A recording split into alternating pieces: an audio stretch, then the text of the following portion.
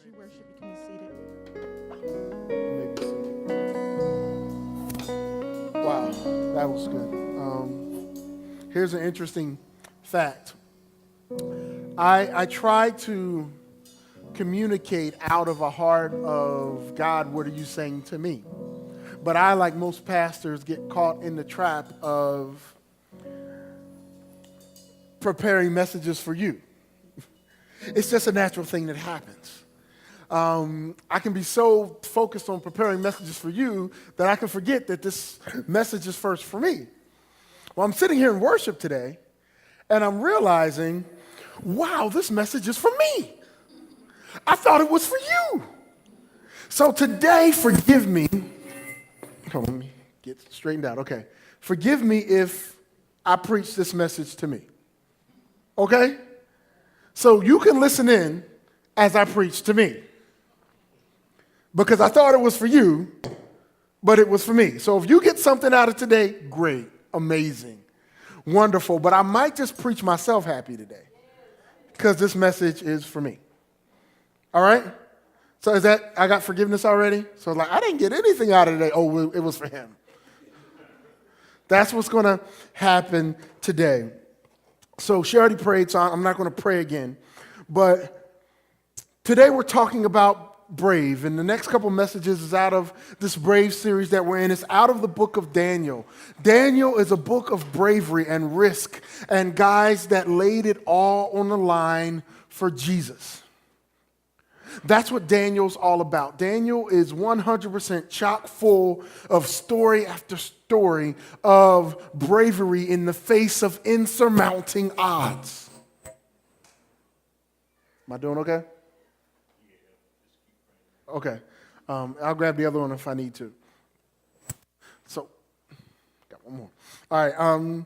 So in insurmounting odds, I mean, they were like challenged to no win. The people of God. Now, let me set the story so you understand a bit of the backdrop. What in essence happened was the children of Israel, like they were prone to do, got rebellious. They did that often. It was like God wasn't enough. They needed someone else. They couldn't sing the song we sang, there is no one higher, there's no one greater, there's no one like our God. They were thinking, well, what else can I get my dirty self into? And they did it over and over again, and God in his sovereignty would allow calamity to happen. And some people go, oh, how could a loving God do that? Well, you're not a loving God, so you don't know what a loving God would or wouldn't do. All right, that was a message for somebody. That came out. I know I was preaching to me, but that's a good one. Sometimes we can put on God what we think God should do, when only God knows what God should do. So he would let this happen. Why? Because he knew in us, when we got in our hardest portions of our lives, when we got in tough seasons, they like us, what do? We cry out, don't we? Like I said, we need God. When we need God, we really go for God. But when everything's good, we're like, yeah, I'll pray. Maybe I won't pray. But when we got bills that need to be paid, when we got calamity breaking out in our lives, all of a sudden we want to call a fast. We can get everybody praying. I need Jesus. I need to get in front. Oh, Jesus. I mean, we pray prayers we never prayed before. We become faith warriors when we actually need something. And that's how they were. So God allowed another kingdom that was to the side, a great kingdom at the time called Babylon, to come in, ransack the city. Ransack the city. And you can look in the book of Daniel. You can also look in Jeremiah. You can also look in Ezekiel. A lot of these guys were writing about this time. It was a rough time for the children of Israel. I mean, it was just terrible. And what happened is they came in and they didn't just take over. They took like some stuff from like the worship place, the temple. They took some of that back to Babylon. And then they also took the best and brightest. They took the best and brightest, the smartest, the strongest young guys that were there. They came and they grabbed them and took them back to captivity in Babylon. Now, can you imagine that? Can you imagine being snatched and taken away from your home? Like some of us, if we have African American ancestry, that's what happened for us.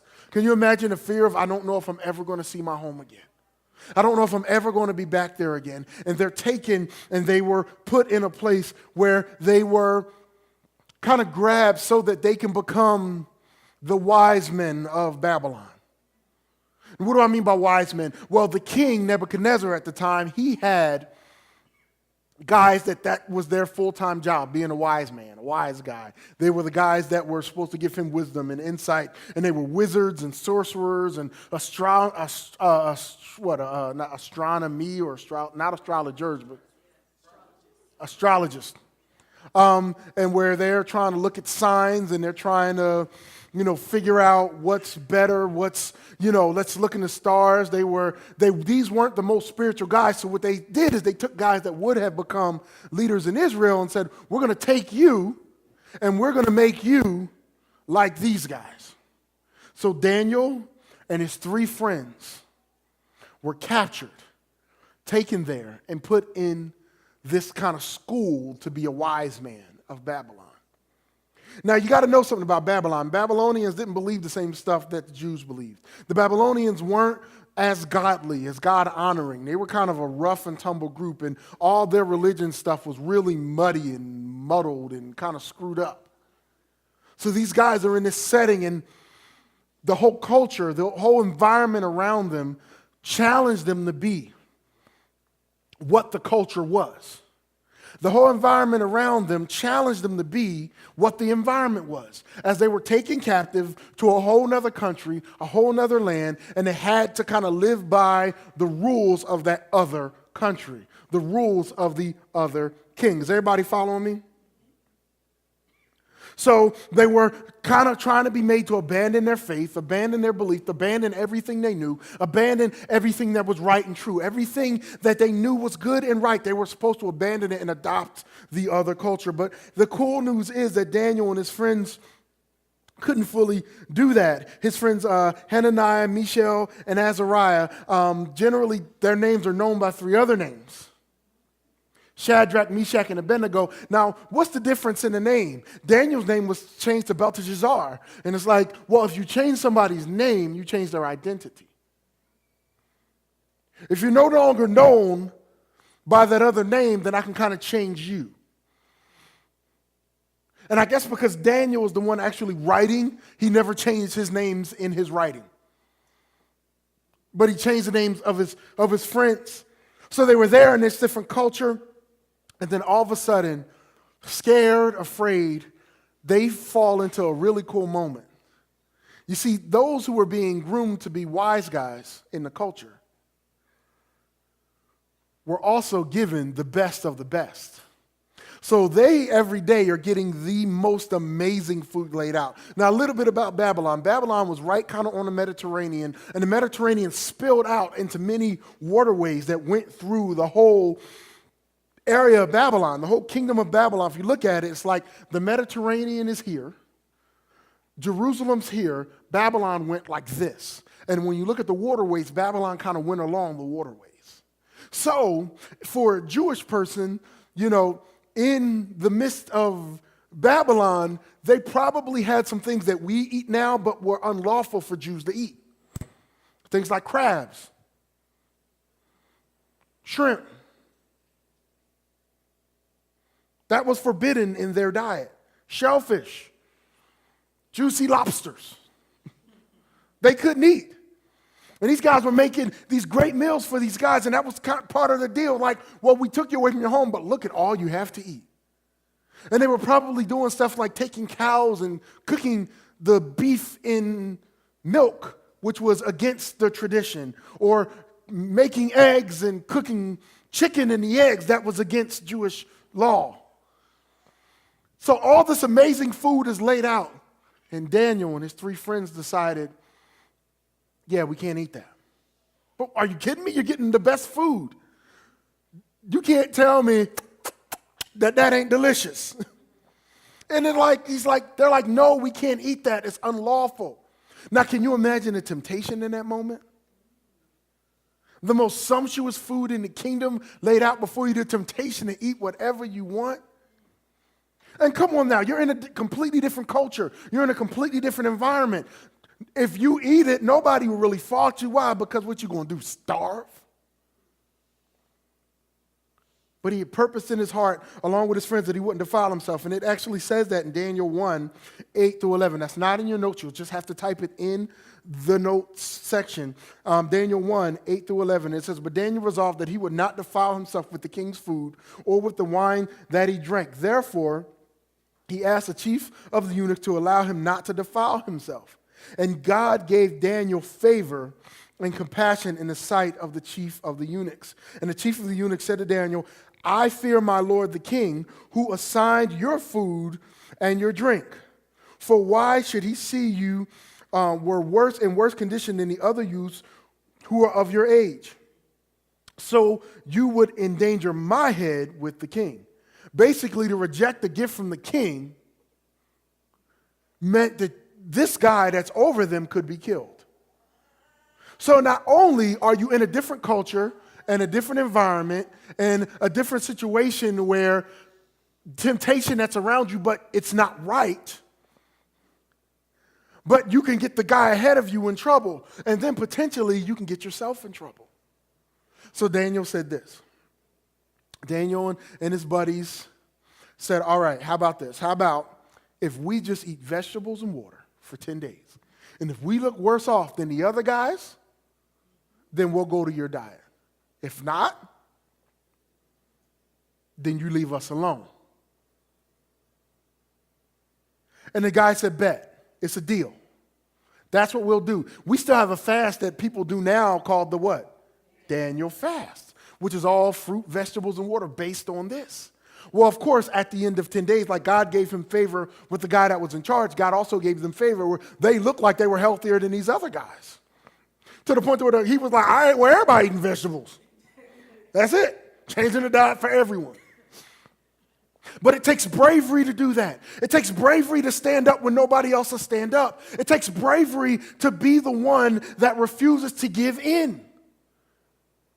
It takes bravery to know that you could lose your head, that you may lose favor in the sight of the king. It takes bravery to stand up when everybody else is laying down. It takes bravery to remain stern and solid when everybody else wants to give in to temptation. You know, to resist temptation takes bravery. It does. It takes bravery. And in short order, when the king finally had these young guys come before him, he saw that these 4 guys were better than all the other guys. You guys are wiser. Why? Because God had given them favor. Why? Because God could trust them. When they came in, the king went, wow, you guys are sharper than everybody else. You're not going to start at entry level. I'm going to bring you up a little higher than entry level here, because you guys really have something going on. And it was all because they chose in their hearts that they wouldn't reject God. And God did something cooler in that. He gave Daniel the ability to decipher dreams. It would come in handy later. But here's the first idea. Here's the first thought. Our faithfulness in small things matter. Our faithfulness in small things matter. And you need to know that your faithfulness in small things matter. God sees the small stuff. God sees the moments that nobody else sees, God sees. Your faithfulness in small things matter. But that's not how we're wired to think generally. Generally, we're wired to think, I'll do what I want in the small stuff. Why? Because nobody's really watching, nobody really sees. But I'll be ready when the big stuff comes, but that's not how it really works. Every person that's addicted to drugs started with thinking, I'll try this once. And what happens? It cascades until it finally takes over your whole life. You see, that's why faithfulness in small things matter. You know, there was in the news recently in Texas, like this past week, there was a truck, an armored truck, spilling money out the back of it. And evidently they got well down the road before they ever realized that money was going out the back. There is video of people on the side of the road walking off with like stacks of cash. And the police officer said something that was interesting. He said, all we know, it was a great amount of money. We don't know who has it or where it went. Now, they can try to go back and look at the video, but there were people getting money long before those who were there taking videos. But what he said was the money belongs to somebody else. The money belongs to somebody else. It's theft. So we need people's integrity to cause them to turn the money back in. They got very little money back. Why? Because there's a lot of people who don't have any integrity. But they're the same people that see money fall out of your pocket and do the... Why? Because at some point sooner, those same people had opportunities to be honest and they hadn't. So when a big moment comes, yep, you're going to fail. See, faithfulness in small things matter.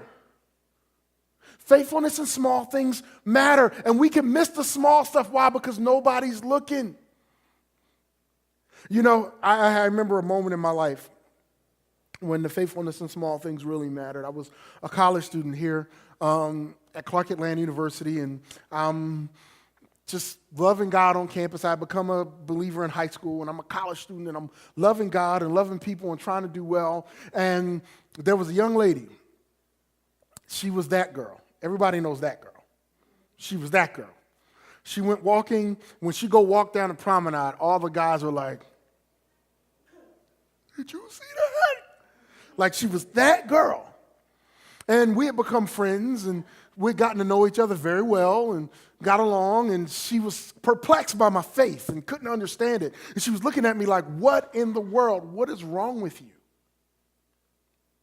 That was her thought. Like, what? She kind of really said that, like, "What's wrong with you?" "So you mean like you don't have like sex?" I said, "No, I'm committing myself to Jesus, and he says sex outside of marriage is wrong, so I'm not going to have sex outside of marriage. I'm good." "So you mean like you, like really?" And then she propositioned me. Oh, for young people, she came for me. Okay. Yeah, she did. She came for me. She offered herself to me. And remember, she's that girl. Now, I'd be lying if I didn't say, why? Because nobody would know. I was told when it was time to go to college, see, I know you've been doing this whole Christian thing, but college is all about fun and experimenting and trying new things. But I knew that God saw me. And so I told her something. I said it fast before too much time went by, because I didn't want to think about it too long. Might have made a different decision. But I told her, "I don't lust you. I love you. I don't want you." And she's looking like, that dude's willing to give up fingers to be with me. And you're going to say no? No, I'm good. God's enough. Now, see, I was faithful in small things. But see, later when I got married and somebody came for me, because I was faithful before I had a wife, when I had a wife, see, I wasn't as prone to give in to temptation. Because faithfulness in small things matter. Does that make sense? You see, what you do today affects what you do tomorrow. And Daniel and his friends were learning that. They didn't know at the time that God would back them the way they were. All they knew was this is right. And in spite of what the culture says, and in spite of what's happening around me, this is right. This has to be done this way. So I'm going to be brave to stand on what I know is true in spite of what you say and in spite of what the culture says.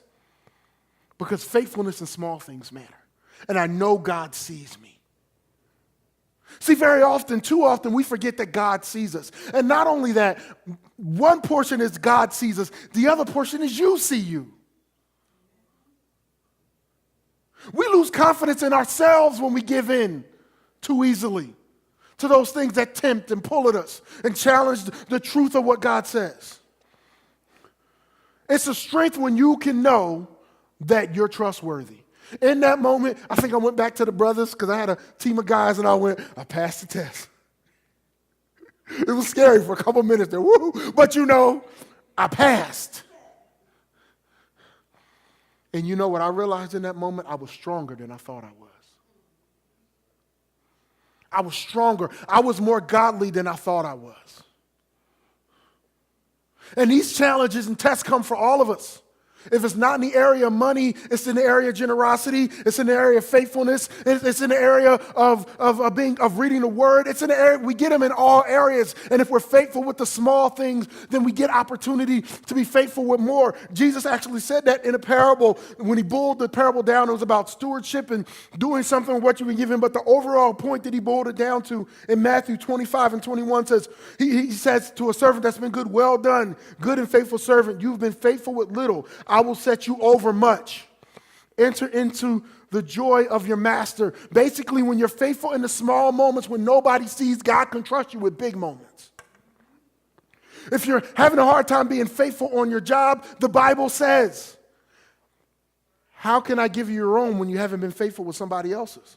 How can you be the boss when you're a bad employee? You see, so often we want to be the boss, but we fail the problem of employee. But we expect God to elevate us to the place of boss. Does that make sense? You get all that out of faithfulness in the small things matter? If you can't be on time, how can God give other people to you to lead because all of them are going to be late too? Does that make sense? It's faithfulness in the small things. So they passed the test, and they moved on. They passed the test and moved on. A couple interesting things that happened.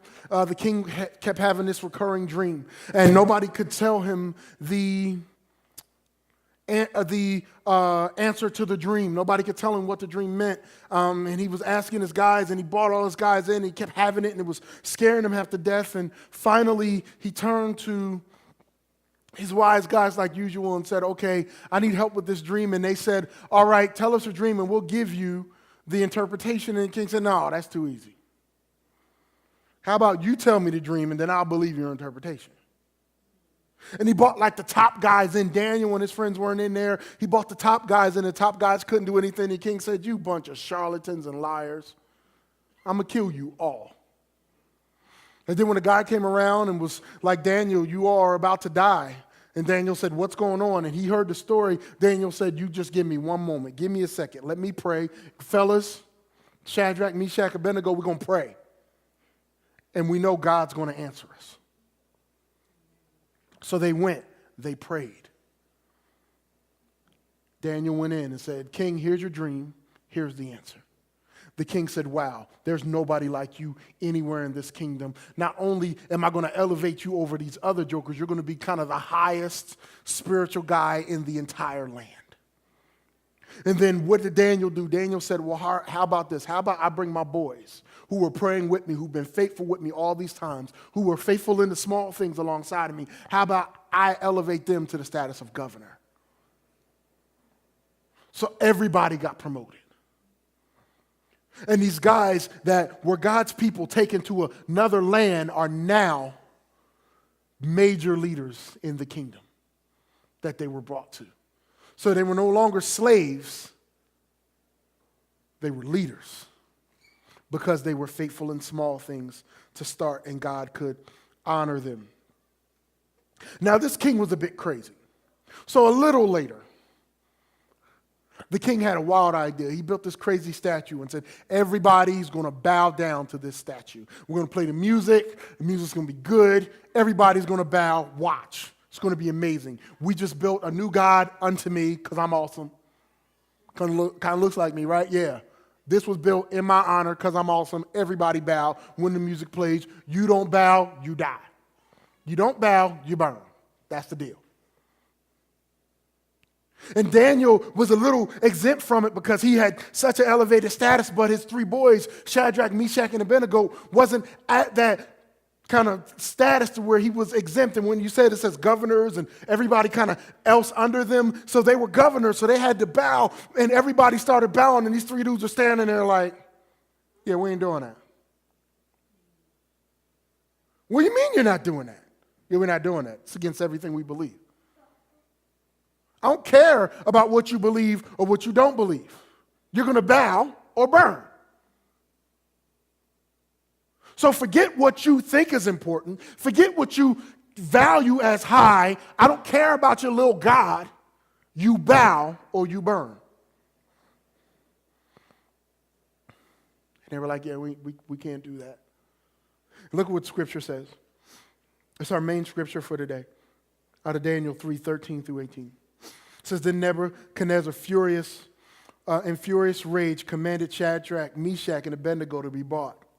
So they brought these men before the king. When he heard what was going on, Nebuchadnezzar answered and said to them, is it true, O Shadrach, Meshach, and Abednego, that you do not serve my gods or worship the golden image that I have set up?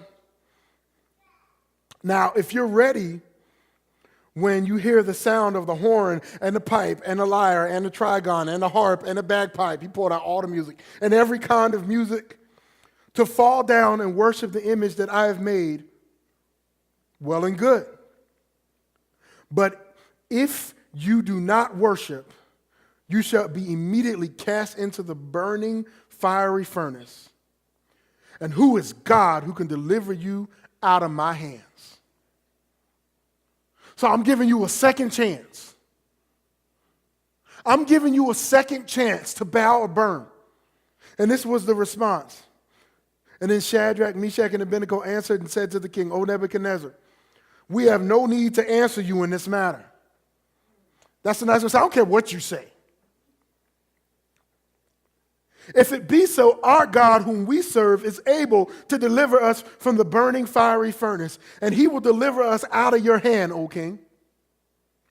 But if not, be it known to you, O king, that we will not serve your gods or worship the golden image you have set up. You see, that's bravery. When your belief is pushed against, but you refuse to bow. You refuse to bow. You refuse to give in. Now, see, we, in retrospect, know how the story ends. But you got to put yourself in their place. They didn't know how this was going down. They didn't know that God would deliver them. All they knew is that they were in trouble with the king. And it's either you believe what we say you believe, or you die. And he said, we don't care. And look at what it said here. I kind of laid out for them. I love this. They said, if it be so, it said, our God can, but if not, you could kill us. We still ain't going to do it.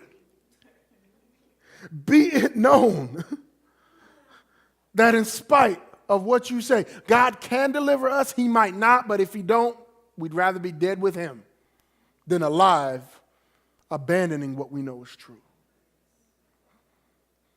You see, that's where the rubber meets the road. That's where hard times really come in. But how many of you know, you can say what you want to say about what you believe, but you don't know if you really believe what you say you believe until trials come to test it. You can talk all the spiritual jargon you want. You can memorize as much scripture as you want. You can quote as much as you want. It doesn't matter. But you don't really believe what you say you believe until you've been tested in it. I'll say it better this way. You don't know your true spiritual maturity until you're challenged to be immature. I'll say it another way. You don't know if you can pass the test until you've been tested. You don't know if you'll quit in the fight until you get in the fight. I can say it a bunch of ways, but the reality is, it's not until the rubber meets the road do you really know who you are. You can talk, but not until the moment comes when you got to step up do you know who you really are. And that's what these guys had done. We are who we are. And if we lose our lives because we're following God, then we lose our lives. He's worth it. But we're not going to abandon him because it's going to make it politically correct for you. And make no mistake about it, this was being politically correct. The king said you're supposed to do. They said, no, we're good. You see, it's not the comfortable moments that show our true strength. It's the uncomfortable moments. I like how Dr. King said the ultimate test of a man is not where he stands in moments of comfort and moments of convenience, but where he stands in moments of challenge and moments of controversy. See, where do you stand? See, when tough times come, do you cry, moan, complain, or do you get tough and stand? When you're facing insurmountable odds, do you stand firm in who God is, and do you know that he's God enough to get you out of it? But what if he doesn't get me out of it? That's his business. It's my job to know that he can. And if he doesn't, then he knows what he's doing with me anyway. Does that make sense? Does that help anybody else? Like I said, I'm preaching to myself. It's those moments that challenge come and you stand firm on the fact that God is who God is. And when you don't bow, you go, I'm going to stand anyway. I'm going to be firm. I'm going to be resolute. And in spite of what you say, I should believe. In spite of what you say, should stand. In spite of what the culture says you're supposed to do, you say, I'm going to stand anyway. Why? Because you're not my God, and I'm going to follow him come what may. But we know the rest of the story now, don't we? They heat up the furnace hotter than it had ever been heated before, so much so that the guys that went to throw them in burned. And then when they went in to look, of course, the ropes that they had tied their arms with had burned up in the fire. But they were in there walking around in the fire. They were in there walking around in the fire. And not only that, it looks like somebody else is in there with you. Why? Because when trials and temptations and stressors come, we're never in it alone. And those guys would have never known that God was with them had they not gone to the place of the fire. You don't see the miracle until you are in the midst of the mess. You don't see that God is a deliverer until you need to be delivered. You don't see that God is a keeper until you need to be kept. You don't know that God is going to do what God is going to do until he needs to do what only he can do. It's that moment that your faith becomes true, and it's in that moment that the power of God is seen. When all hell is breaking out and you go, I'm going to stand anyway. We need more people that say, I'm going to stand anyway.